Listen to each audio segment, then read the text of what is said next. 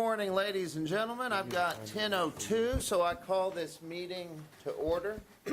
We will begin as usual with an invocation followed by the pledges.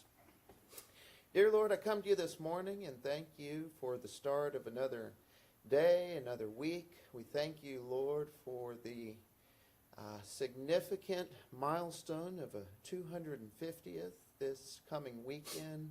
Thank you, Lord, for the independence that we enjoy here, your many blessings upon us as a nation, as a state, as a community. Thank you, Lord, for the opportunity to serve this community and to serve you. In your name I pray. Amen. Amen.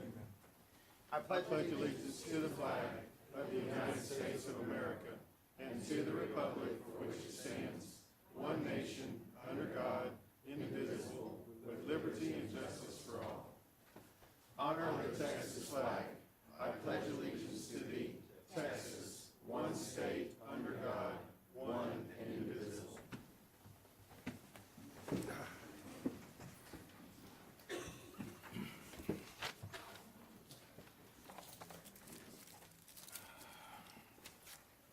All right.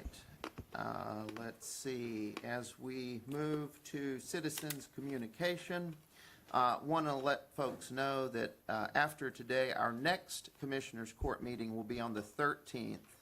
There won't be one a week from today on the 6th, so just make note of that. No meeting on Monday the 6th. We will resume as usual on Monday the 13th.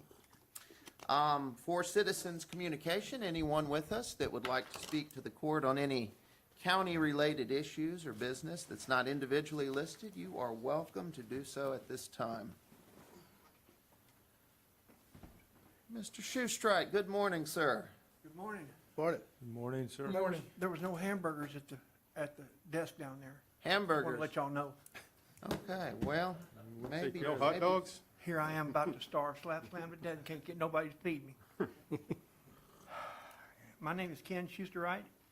I live at 275 Bass Lane. Thank you for this opportunity to run off the mouth. As an old construction hand, I am always for anything that brings jobs to Victoria. Let that not be misunderstood. However, I oppose such a large tax abatement for Blue Energy. I also have to say that if Blue Energy has to come with a data center, I oppose it. With a data center comes everything else that comes with it. They're going to have to do something with that closed loop water when they change it out. Are they going to treat it? Are they going to dump it? Are they going to put it in injection wells? I want to know. I also would oppose any kind of BESS in Victoria County. I imagine good people of Calhoun County will oppose a BESS there. BESS, Battery Energy Storage System. They are dangerous. There is no fire department in 50 miles that has the equipment or the training to put out a fire at a BESS. And along with data centers, invariably come BESSes. And I oppose that 100%. Lithium-ion batteries are nothing but nasty to deal with.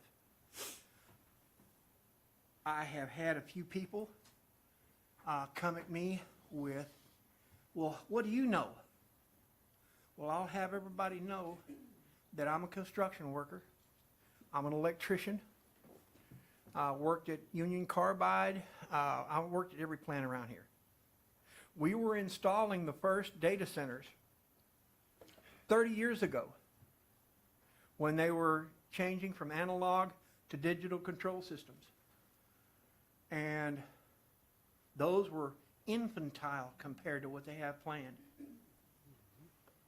And I oppose it, and anybody that furthers a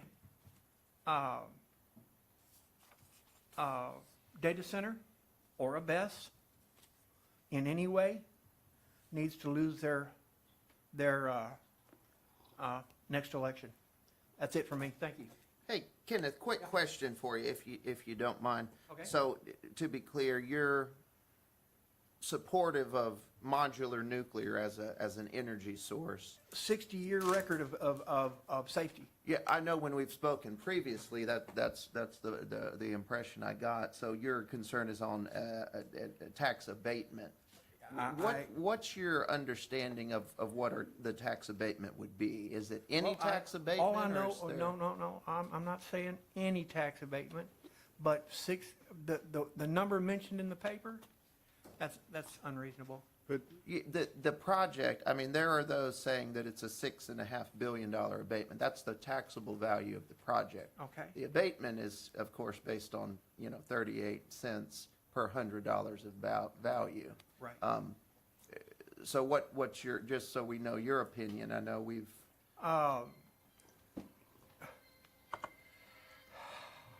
Shut up, leave me alone, leave me alone.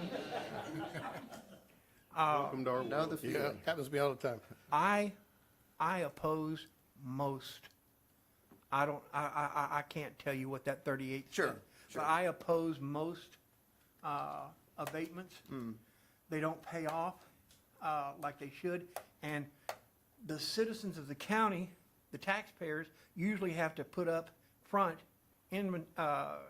infrastructure to help with the, I mean, they're gonna have to have some improved county roads and various other stuff.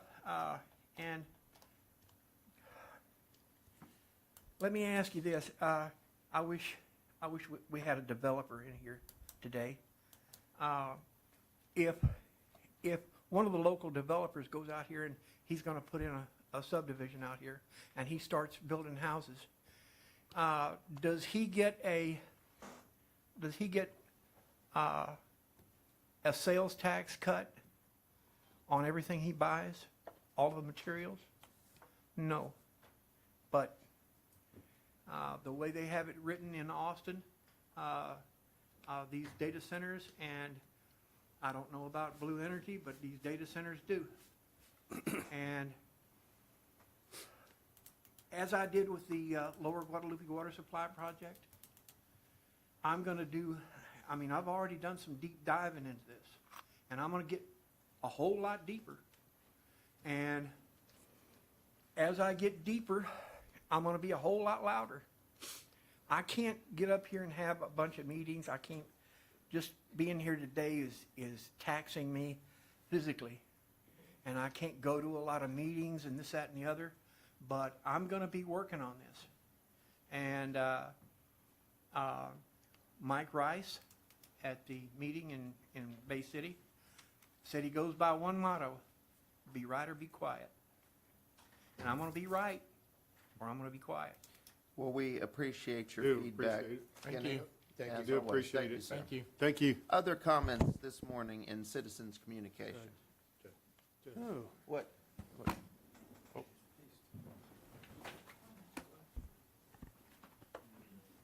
What's wrong?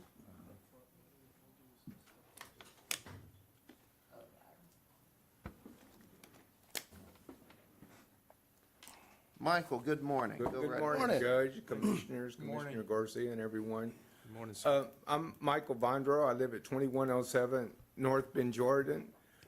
We have a veteran. His name is Paul Salazar. He was a sergeant in the Army, and he's got cancer, and it's not looking so good. And they're not reimbursing him for the travel, and they're making it real difficult. They owe him like 10 days at $90 per travel, so that's around $900. And this is in Houston and Corpus. And they say things, so you got to prove you're here. Like, what's he going to do? Take a picture of the doctor or something with his cell phone so it's time stamped? And they have these Kiash machines, and you enter your data, and it goes electronically, so they take care of it. But a lot of times, these machines are broke, and they say, well, just make a copy, and we'll take care of it. But most of the times, they don't take care of it. And I've had that same problem in San Antonio. They used to just pay you like $90 cash. You know, you just go to the travel person and they pay you cash. So when you fill out your paperwork, you know, you got to make a copy of it and assume that they're not going to take care of you and stuff like that, you know. And this has been going on for a long time with him, and he does want to be reimbursed legally. He should be and stuff. And I don't understand why they can't do that for you. Why do you have to prove you're there? I mean, there's records, you know, you sign a log and stuff, and I don't understand why it's automatic, why they can't automatically do that for you at the doctor's office, why you have to get a copy and call the 1-800 number and stuff like that. They're just making it too hard, and then if you wait too long, they're just not going to give you it, you know. And I wish there was a solution where they would just do it at the desk. Why do you have to prove you've been there? And they said, well, prove you were there. And he said, well, I got a card. And they go, well, I don't know what date you got that card and stuff. I told him, just take a picture of the doctor next time, and it'll be time-stamped, you know, on your thing, or take a picture of the nurse and say, I got to take a picture of you to prove I'm here, because they don't believe me. But it's just ridiculous. And this has been going on for years and years. And a lot of veterans hasn't been getting their travel. And I've got tired of fighting for them, and I just let it go, and I just lose the money, because you get tired of calling and being put on hold, and they play that elevator music, do, do, do, do, do, do, and you just get tired of it. And How'd that go again? do, do, do. And they play like the worst music possible, you know, I guess, because that way you'll hang up. You know, that's how they were getting rid of homeless people. They would play elevator music at the convenience stores, and they would just leave. They wouldn't even try to get no money, and very effective. But also at Summerstone Apartments, they're making us pay $8 a month to spray for roaches, and then they refuse to spray. And if I went to a restaurant and it was $8 and I didn't pay and just took off, they'd probably call the police or say, I want my $8, you know. And this has been going on for a long time. There's roach infestations, rat infestations, mice infestations, and finally code enforcement got them to clean up all the stuff at the dumpsters. And then when they did that Friday, people dumped mattresses in there, threw beer bottles, cracked eggs all over the place, and the management won't clean up. And if you don't pay that $8, you'll probably just get evicted, you know, because that's in the contract. But they're charging $8, but they're not doing any spraying, or they'll every couple of months they'll go ch-ch. So I spray myself, and these are uncertified people with, it looks like watered down poison. And then think about the money they're making, 168 units, and they're charging $96 per year to spray, which they're not doing. You know, that's a lot of money they're making for no service. And I wish they could honor their contract and do it right, but so far they're not. Thanks, and have a good morning. Thank you, Mr. Thank you, Mr. Von Rowe. Thank you, Mr. Vondrell. I did not recognize Representative Louderback earlier. Were you here the whole time, or did you just slip in? Oh, I was hiding. my apologies. Welcome. Always good to have you in Commissioners Court. Judge, other elected officials here, I want to talk about one really important thing. Sure, if you don't mind going to the mic, Representative, for those watching online. State your name. Thank you, Judge. Listen, last week was the first Resources Committee meeting with Chairman Cody Harris from the House, and that was a very informative, illuminating hearing. Very long, about 11 hours. And there, yes. but one thing in the you understand that. So, one thing that became very evident and very concerning to the state of Texas was that the PUC, Public Utility Commission, had issued a very direct ask for information on water usage for data centers here for the state of Texas. So for all the districts here in Texas, all the counties here in Texas, and there was a very light, minimal response to that. And so this is absolutely concerning to state officials. We have weekly conference calls from the governor's office. We're going to manage water in the state of Texas. This is going to have to happen. Every county has got to be protected on their water. We've got to have human consumption.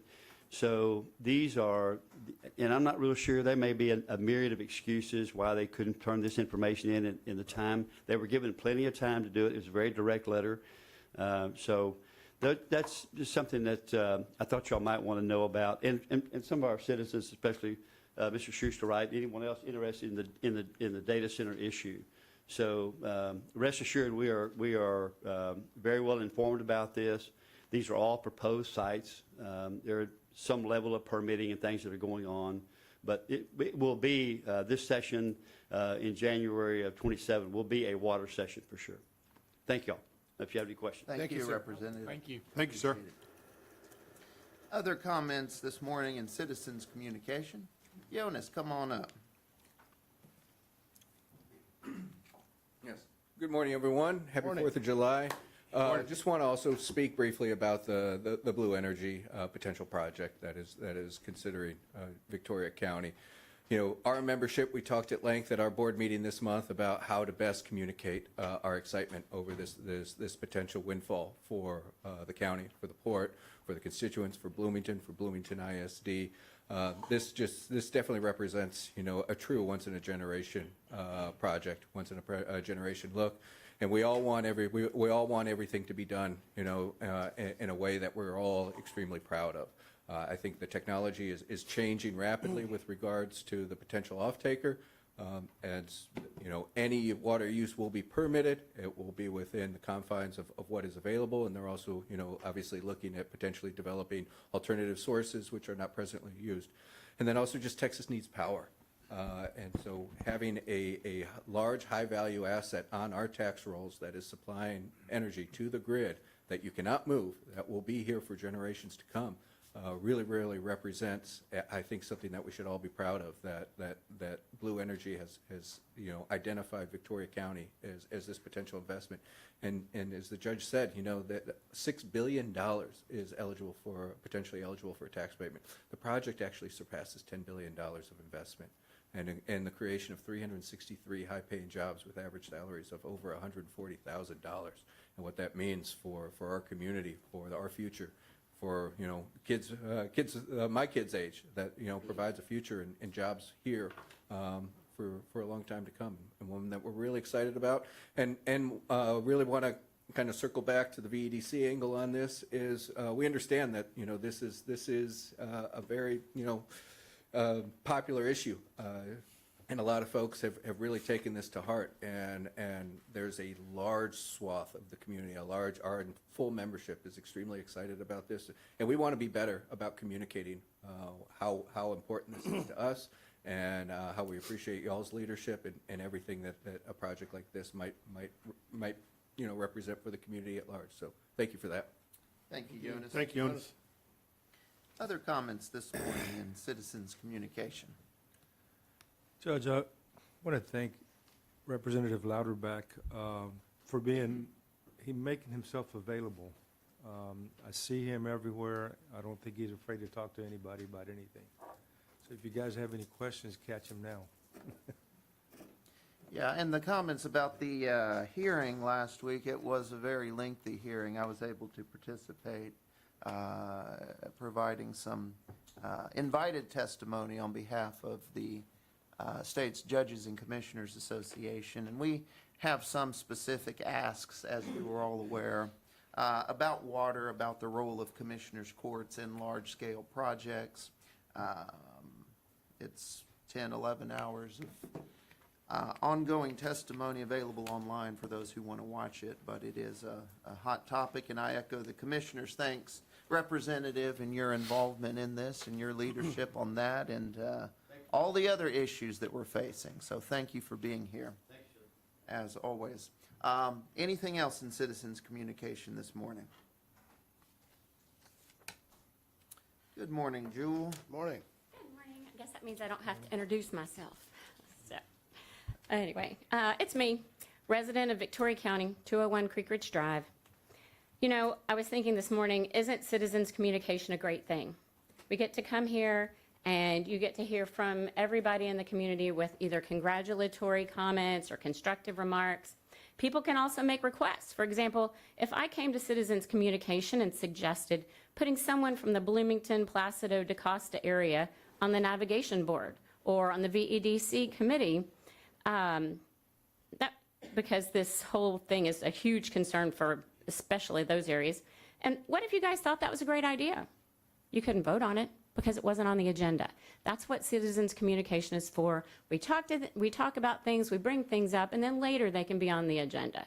But last week, something was voted on that was not on the agenda.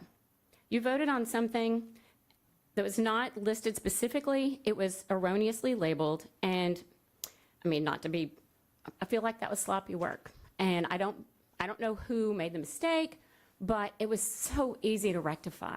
This project has been in the works for a year. If you look online, things from 2025, they're all over the internet.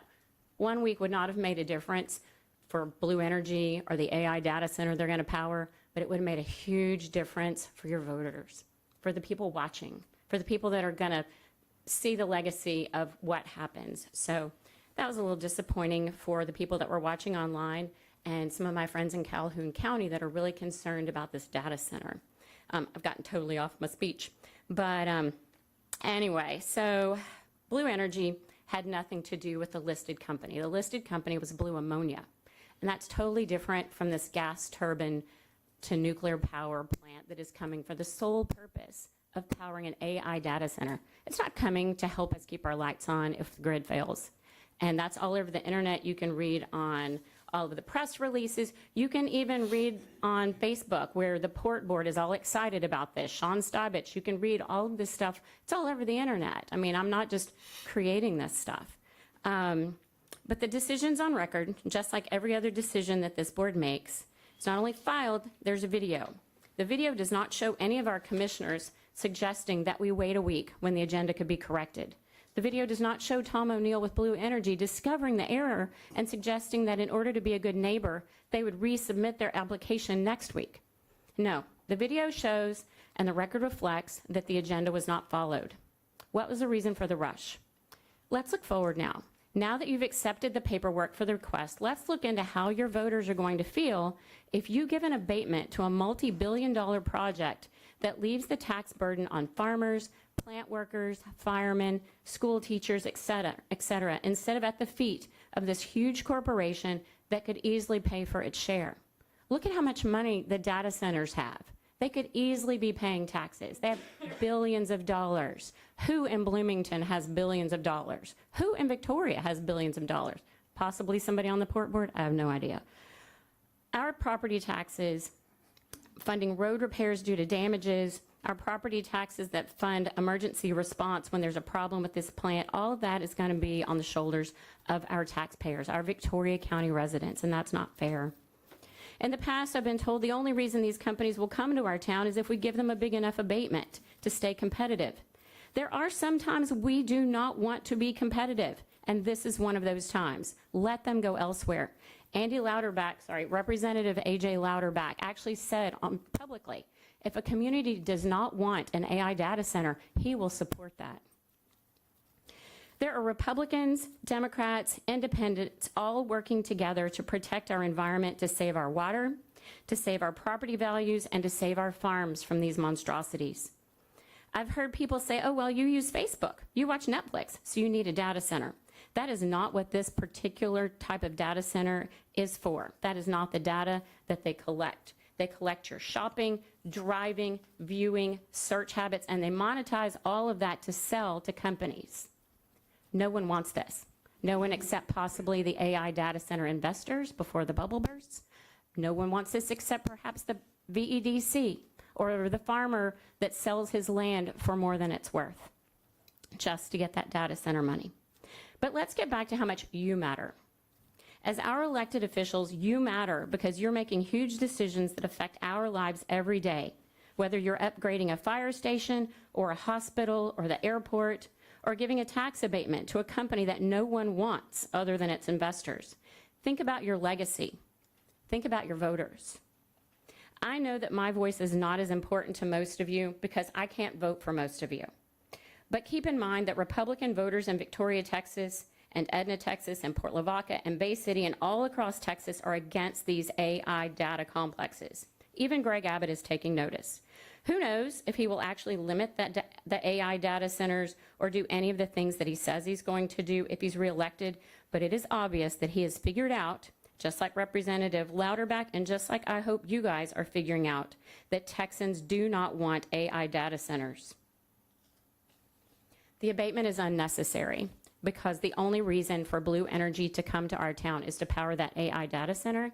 It's on Blue Energy's website. It's all over the internet.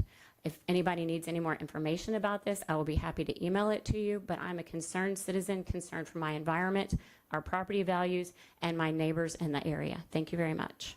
Thank you, Jewel. Thank you, Jewel. Any other comments this morning before we move on in the agenda? Yes, sir. If you just give us your name for the record, please. Sure. My name is Joseph Napolitano. I live at 602 West Goodwin Avenue. I'm retired. I'm a licensed master electrician in the state of Texas. And if you know anything about that, my master's license is 7602, so I've had it for a long time. I was going to come here today and read an op-ed for the Future of Texas Pause Data Centers by Sid Miller, Commissioner of the Texas Department of Agriculture. But anybody can look that up online and you can read it. We formed a new group here, Concerned Citizens for Responsible Development. We've been meeting in Bloomington, Placido, and we've been talking in the community to people. We've been knocking on doors. And when we go to people and we talk about Blue Energy, most of them really don't know what it's about. So the port certainly can do a better job of explaining this to the broader community. And, you know, some people are for nuclear energy, some aren't. For me, this isn't about nuclear energy, although I'm going to address that a little bit later. What this is about is powering the AI data center on 1,600 acres of land in Calhoun County. This is going to be a massive data center. And we can get online and we can look at videos of small Texas towns that are actually a little bit bigger than Bloomington.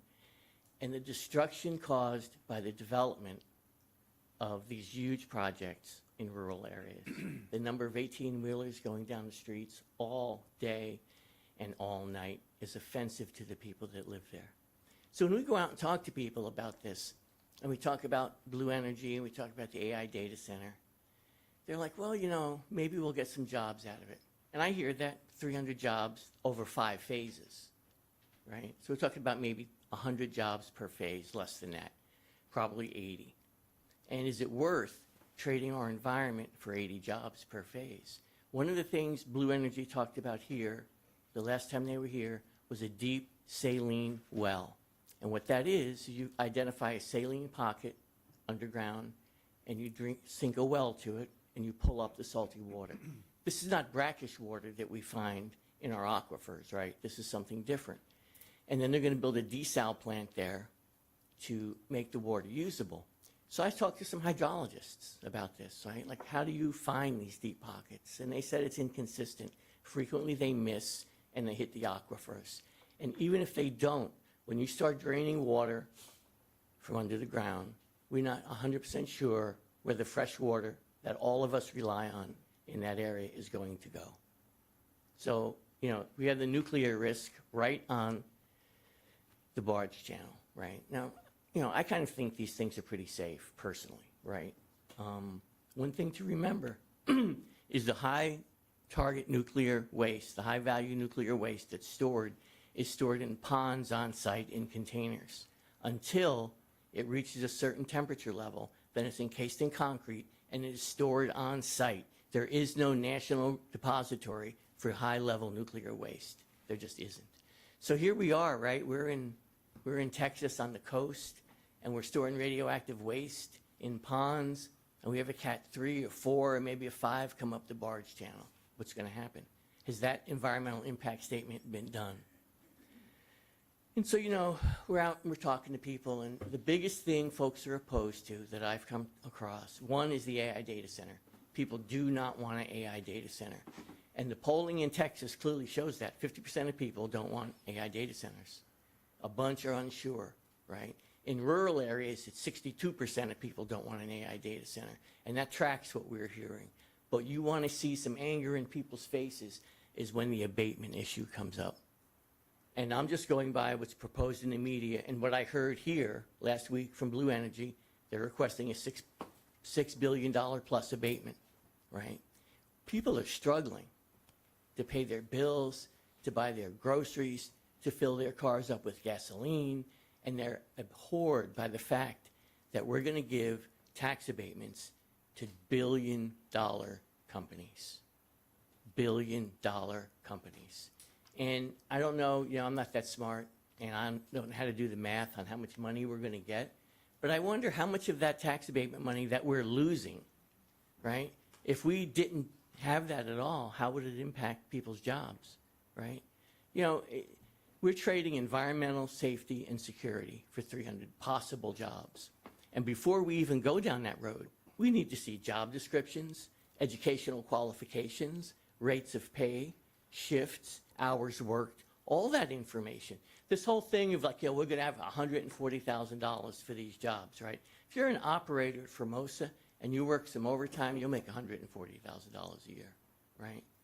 Been there a while, you're in higher echelons of pay. That's what you'll make. We don't know that's what's going to happen here, right? And we all know the destruction Formosa has caused along the coastline. We all know that if you're paying attention. So just in closing, the other thing people say is that, well, what can we do about this? What can we do about this type of development coming to our county? And I tell them the same thing. I said, organize, get involved, have your voice heard. And they're like, well, where do I have to go to have my voice heard? And I say, the Commissioner's Court, Victoria, 10 o'clock, Monday morning. I work. I can't go. I don't have child care. So Commissioner Martin held an evening forum to his credit, so most of his constituents could be there to hear from him about what's going on in Precinct 3. And I would urge you to move all Commissioner Court meetings to between 5 and 6 p.m. in the evening so the majority of your constituents can be there for them. And specifically, I am asking that you do that for anything related to Blue Energy. And we're in opposition to this. We already filed some EIS statements with the Corps of Engineers about the dredging. Any permits that come up, we're going to oppose. Any permits that come up, right? And, we may not be able to stop this, but you can. And how you can stop it, with the limited powers, God knows you don't have a lot of power, what you can do in the counties right around development, but you can stop it with the abatements. You can do that. And, I don't ever know what's going to happen. I don't have a crystal About ball. another 30 seconds. Okay, that's good. But once again, I just urge you to move these hearings to the evenings. I would say generally speaking for Commissioner's Court, but anything around Blue Energy, we would like to see the meeting start no earlier than 5 p.m. Thank you. Thank you, sir. Thank you. Other comments this morning for citizens' communication? One thing on my list I failed to mention earlier, the credit card issue that was going on countywide, do we have that straightened out? Yes, sir. We actually have a temporary increase on our credit limit, and we are working on a permanent increase so we do not have this happen again. Unfortunately, just with timing with Commissioner's Court and everything, this did happen, but it has been satisfied. Yes, sir. Everybody should have working credit cards. Okay. All right. On Friday, our credit card vendor or something was up and our purchase cards were not working, so needless to say, we were getting calls about that. All right, anything else citizens communication wise? All right, we will move right along in the agenda then. Item number 4 is to consider approval of minutes and take appropriate action. Each of you have a copy of those minutes in your agenda packets. Move to approve. Second. All those in favor? Aye. Any opposed? Motion approved. Item number 5, consider approval of accounts payable and take appropriate action. Accounts payable for June 29th, 2026 are $524,052.35. Supplemental payments are $75,877.77. Move for approval. Second. All those in favor? Aye. Any opposed? Motion approved. Thank you, Michelle. Number 6 is to receive monthly and quarterly reports from various county officials and departments and take appropriate action. We have none this morning. Very good. How about number 7, consider approval of bond forfeiture releases? Also none this morning. Well, easy enough. Thanks, Heidi. Number 8 then is to consider approval of Citizens Medical Center interim vendor payments.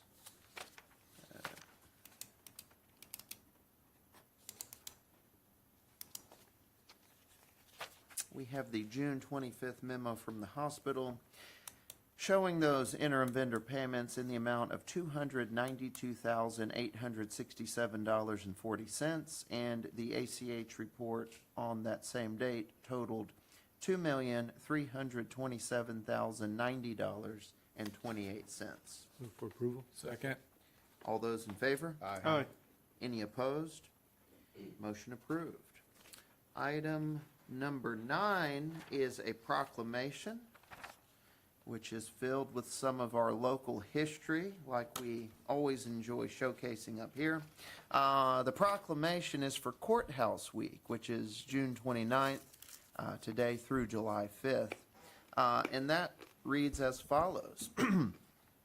Whereas it is fitting on this 250th celebration of the United States to recall that while kings raised up monuments to themselves in capitals across Europe, in town squares across Texas, the courthouses, as a symbol of democracy and justice, are something citizens rightly cherish. And whereas Victoria County was established in 1836 as one of the original 23 counties under the new Republic of Texas, and for over a decade, county business was conducted in various locations, including the structure known as the Impresario's Chapel, which was Martin de Leon's chapel.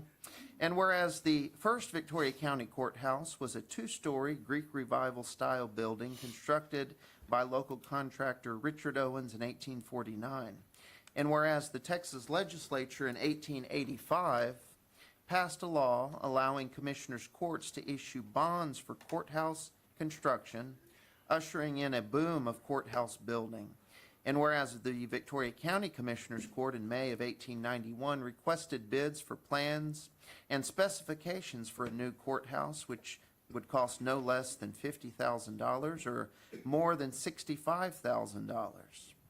And whereas an architectural design by San Antonio-based Gordon and Laub, did I say that right? Loeb? I say it law, but it could be. Was it LOEB? Okay.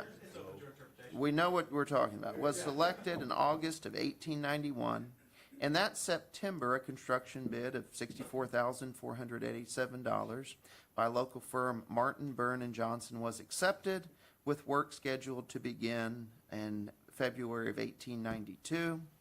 And whereas the new courthouse would occupy the same site as the 1849 courthouse, which was demolished, and the Rogers and Oliver building, a 2-story brick structure across Bridge Street, was rented by the county as a temporary facility during construction.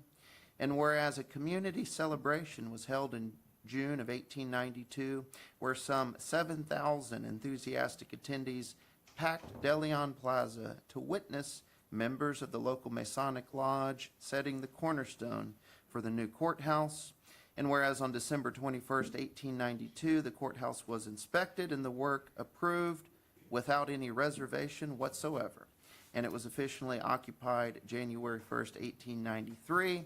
Now therefore be it resolved that the Victoria County Commissioners Court does hereby proclaim the week of June 29th through July 5th as Courthouse Week in Victoria County, and we invite all residents to join in the tours and activity celebrating our 1892 courthouse. Right. Again, lots of wonderful history here in Victoria County that we're always eager to showcase and to celebrate. Jeff, any words of inspiration? How much time do we have? As much as we need. So, just a couple of things I was going to say, just how lucky we are as a community to have such a great symbol still around in great working order and that the public can go in and enjoy. And so, the proclamation kind of hit the tip of the iceberg on the stories surrounding the courthouse. It's a beautiful building, everybody knows that, but it also somewhat tells the history of our community as well within its walls. And so it's not just about the architecture. If you haven't been in the 1892 courthouse before, there's tons of photographs, maps, and things like that on the walls that we can see. And when we do the tours, we've got them right now scheduled for Thursday at 10 and 1:30. If y'all really love them, we'll put some more on the docket in the future. So right now we got those out there. So please sign up for those, and somebody can correct me, but I think the sign up will be on the county's website or Facebook page. But just look, and that'll be set up so you can sign up for the tours. But no, there's so much in the courthouse to go over. And I struggle in trying to package it in such a short amount of time right now. And I struggle to keep the tours under an hour and 15 minutes, but I will do that because I know I get a bit tiresome because I just like to digress and tell all the fun stories, and some people think it gets old, which is fine. But we've got so much great history, and I also say every tour I do is different because I don't work off of a script. I just kind of shoot from the hip and answer questions and that kind of thing. So if you've been on a tour before, it'll be different this time. So don't feel bad if you want to sign up and take one of those slots to take the tour if you've come in before. One thing that I had a request for something to mention here. So if you go on the tour, there is a spot on the tour. The judge mentioned the old 1849 courthouse and how it was on the same site. So there is a point in the tour where you do get to look underneath the floor and see some of the foundations of that old 1849 courthouse that are still present under there, which is pretty cool. So I wanted to make sure I got that one in there because somebody did ask me to say that. If anybody wants to ask a question or two while I'm up here, if we have time, I'd be happy to answer those, or we could leave it for the tour for those who sign up. But appreciate y'all recognizing Courthouse Week, and boy, we've got a great one. So thank y'all very much for the opportunity. Thank you, Jeff. Appreciate it. Appreciate it. And we do have a historic treasure here. Judge, right. are there any members of the Historic Commission that would like to get a photo with the proclamation this morning? Yeah, let's do that. Let's do that, if y'all don't mind. Oh, gentlemen, let's step down here.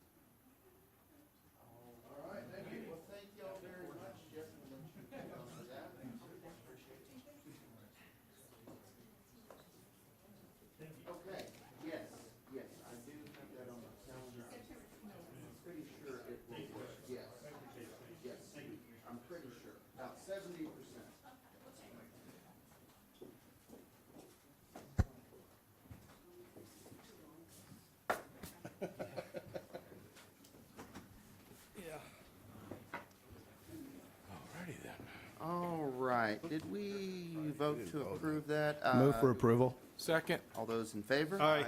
Any opposed? Motion approved. Our next item is number 10, and that is to recognize commendation of Victoria County Veterans Service Officer John Williams from the Texas Veterans Commission and take appropriate action. This is an accolade. We do want to recognize Commissioner Garcia. I think you, Yeah, Judge, give a little bit of history of our veterans office that we have through the county and what John has done for it since we started in 2015. He has now brought in another service officer that's funded through our budget, through Victoria County. Yeah, He we has appreciate that. 2 other service officers through Texas Veterans Commission. On an average day, they see 25 to 30 people, veterans, okay? And so the last conference that John attended was a regional conference, It was a state conference. a state conference, and through those regions in the state, they nominated John and selected John to receive the Claims Excellence Award from the Texas Veterans Commission, and that's what we're honoring him for today. John can speak about a little bit about it. I'm a lucky one, and that was and first and foremost, this is the new Assistant Director, Mona Lisa Vasquez. She comes to Welcome. us from Corpus. Just introduce her to y'all. The award was through the regional offices submit an application for it, and I was recognized for it. Background, our regional area, there's 4 regions in Texas, and 2 years in a row now, our area has been a top region in the state. So that starts with Houston, it goes up towards Tyler, and it stops pretty much with, is Refugio under Nueces? No, Or it's us? under us. It's under us. So it goes down to Refugio and covers that area. And so out of the state of Texas, our area has been number 1 for 2 years in a row. I feel we're a big part of that because the volume of claims that we see, the help that we give to the veterans and the families, I always say we've got the best group of veterans, we've got the best group of dependents and families and stuff, and God bless our veterans, God bless their families. Yeah. Amen. It's everything is relationships. I've stated that from day one. Everything is relationships you create. One of the things that we're doing now is we're doing claims at the clinic. The clinic has let us go set up 1 day a month there. We do the claims at the college. The college is letting us set up 1 day a month there to get with people. And as the gentleman had talked, sometimes it's hard for people to come in when they're doing things. You know, the students have classes and things like that. So we're trying to get out to reach out to make it a little easier on things. And that's part of it. We had a resource fair last week with Audie Murphy. Mona was the ringleader on that, so I'll let her can talk about that for a second. Yes, we collaborated with Audie Murphy. Great success, got a lot of feedback from our veterans who did attend. Wasn't expecting the crowd that we saw that day. Just an estimated over the distribution paraphernalia that was given out, over 250 veterans showed up for our resource fair. Wow. That's not in counting maybe spouses that attended with them or even other family members that attended it. It was very successful.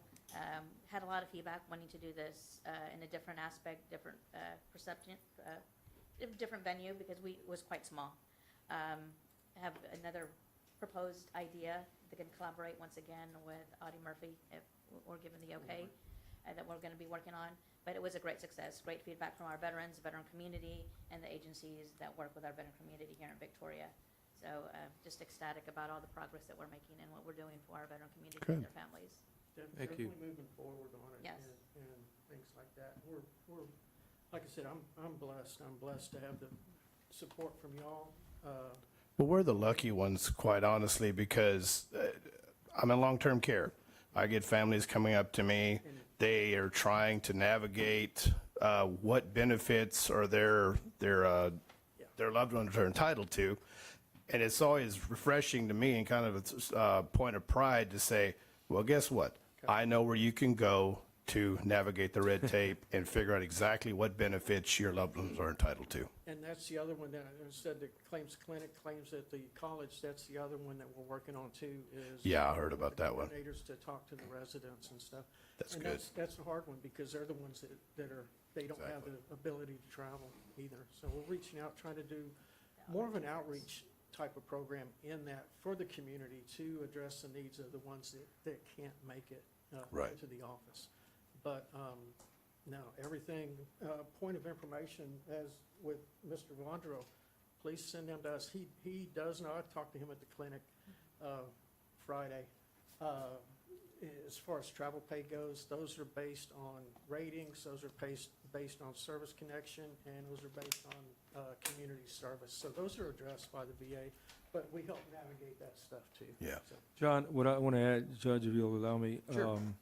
You know, Victoria County, in 2015, when we came up with the idea of doing this and expanding what we were already providing, and the support that we have received from the court with the idea of expanding the services, that because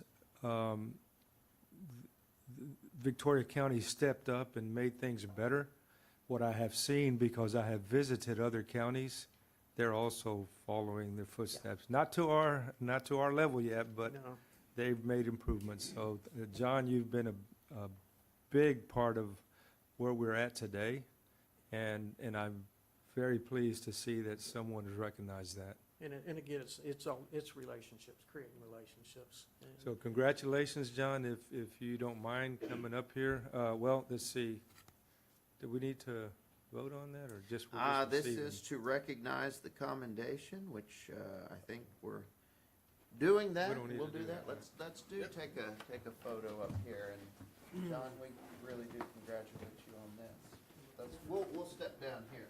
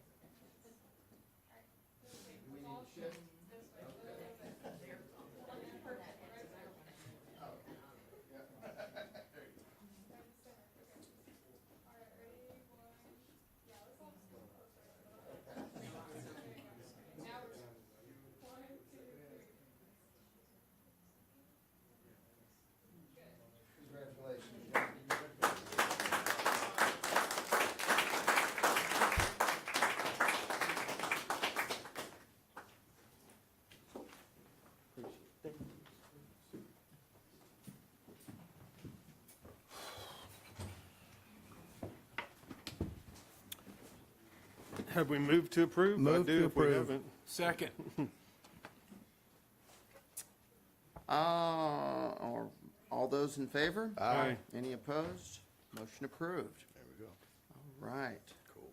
Moving on to item 11, that is to consider approval of request for payment to Experts Underground Solutions LLC in the amount of $38,426.46 in connection with the Texas Community Development Block Grant Award CDB 23-0328, and take appropriate action. Good morning, Robin. Good morning. Morning. This is related to the sewer rehabilitation project in Bloomington.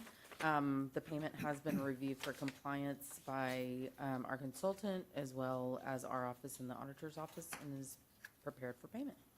Robin, while we're on this subject, I want to I want to clarify some things. Yes, sir. So the grant is managed by us. They cannot apply for a grant without our. Correct. The water district is ineligible for these grants, and the county applies on behalf of their improvements. So the county handles all of the administration, finances, et cetera, of the grant funds for this project. Okay. So there's an engineering firm that was selected through a scoring process out of your department. That is correct. It was federally compliant with all of the community development requirements. And last but not least, the Victoria County Water District Number 1 is not part of us. That is correct. We do, and when we were designing the project, we of course asked them what their needs were. And so they provided feedback on their most critical needs for the amount of funding that we had available for this. But all of the business aspects and project aspects are handled directly by the county. Okay, so they have an elected board voted by the people in Bloomington to handle that business. Okay, they're their own taxing entity. So whatever issues were going on with the office there, we cannot help with that. No, that is correct. solely on them. So I think you and I have discussed, if there are any concerns with this project, though, people can contact you or our office, and we can look into some things. There were some questions about the contractors Just working the out. project. Just the project, Just the just this project. If you see these guys, the Expert Underground Solutions out there, and that you have questions about what they're doing, and we're working on preparing some information to distribute to the community. We just haven't gotten that approved yet. Okay. But any questions about projects can absolutely come to us, and we'll be happy to answer them. And we have some existing concerns, I think, that you brought to me, and those are being looked into now. Okay, I just wanted to make that clear. My understanding is as of one day last week, they had their very first meeting as a new board, and they Okay. hired an office manager. So that office is now open, so if you need to take care of business, take care of it over there. We can't handle any of that over here. Okay? Absolutely. All right, so with that, all that being said, I move the approval in the amount of $38,426.40 to Expert Underground Solutions LLC. Second. All those in favor? Aye. Any opposed? Motion approved. Thank Judge, you, Robin. give me an opportunity to go back to citizens' communication. sir.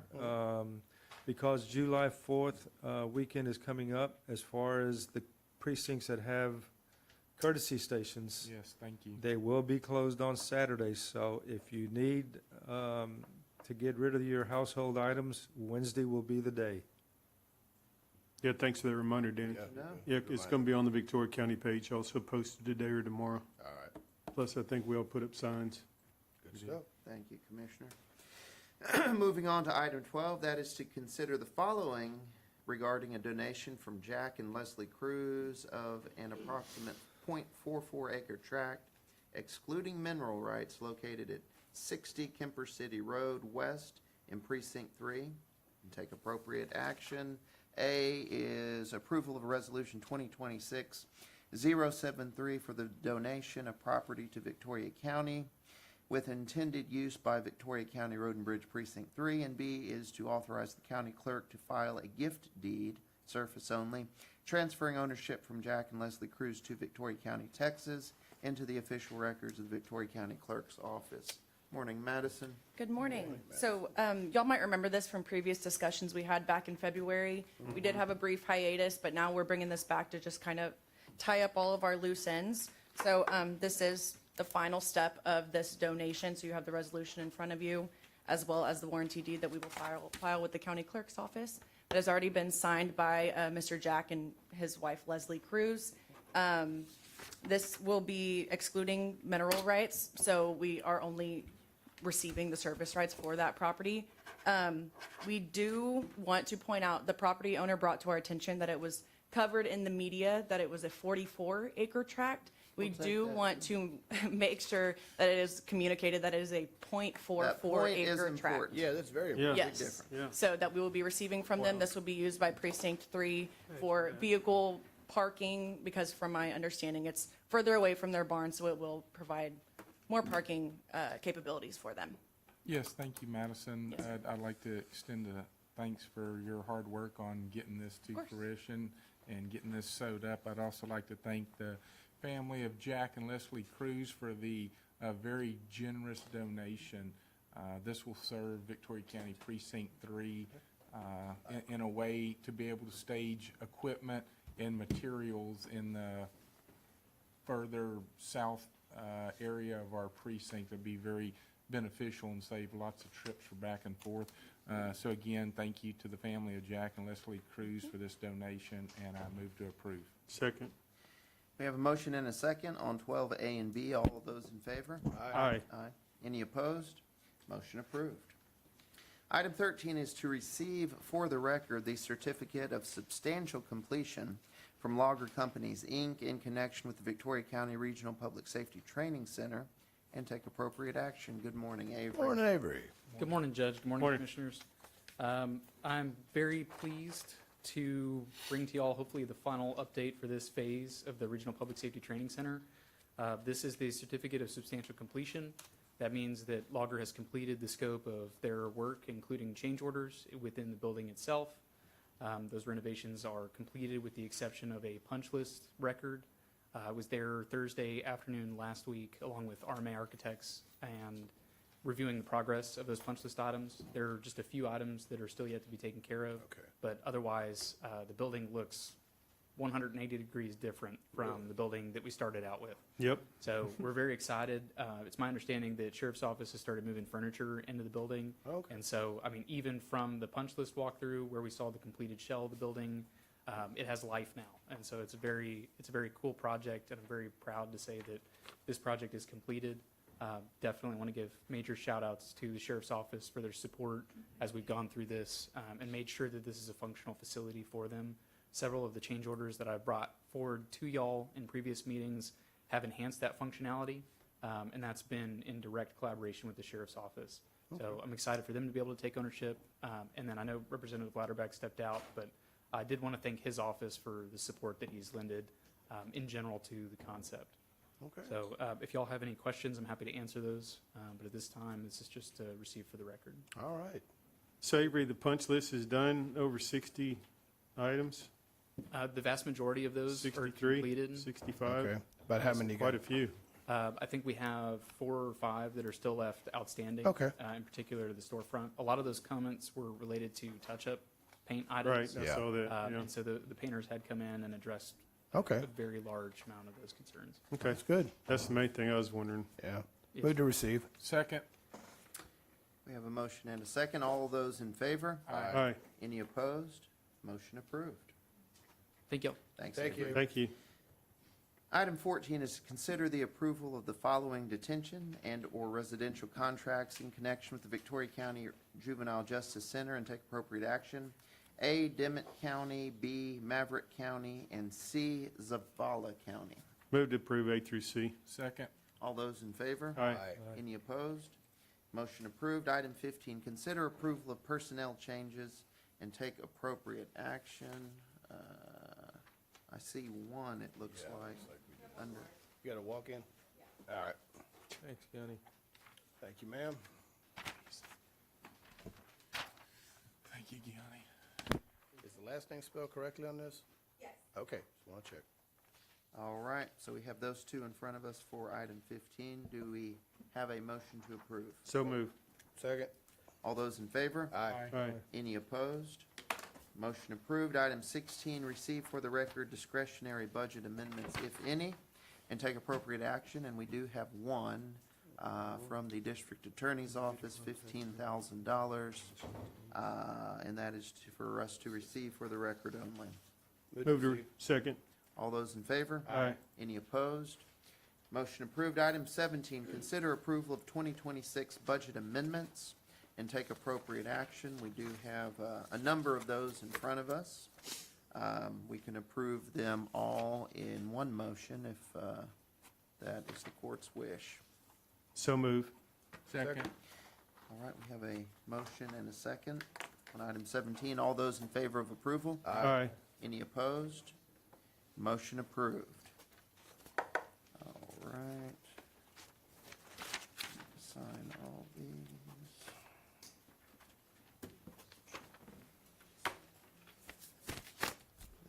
There we go.